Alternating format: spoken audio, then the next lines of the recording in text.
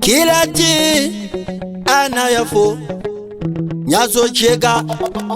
woti property ndakatombotanga ndichitaura chokwadini kunyepa ndaitotya ndaitova mutendekini asiro rudo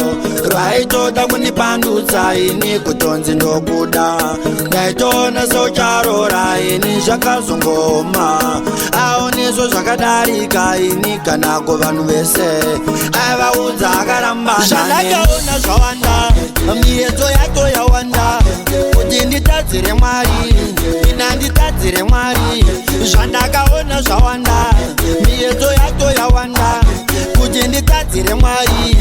ina nditadzire Mwari patakatanga kudanana pai pasina chandaiziva moyo wangu inini nezvese zvangu zvaingoda iwewe pandakachema ndanzwa shoko zvichinzwa vane mumwe moyo wangu inini wakauponda ndisingambozvifungira stress yacho yanga yakandigara ichitoda kuti ndife shamwari dzangu dzakati inoadoro ndokuti ukanganwe dzakanditora dzoenda neni kubhava zvanzi tokupa mumwe asi inini wacho zvandaifila ndainge ndisirini zvandakaona zvawanda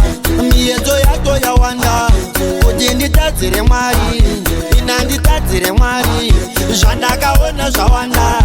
miedzo yato yawanda kuti nditadzire Mwari ina nditadzire Mwari shungu dzangu inini shungu dzangu ndenda kukutora kuti ndigozorora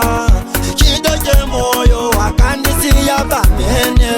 ndanga ndakatarisira kuti ujara wangu kana dai waiziva kuti uchandidaro usina kundibvuma kana paya pandakakupfimba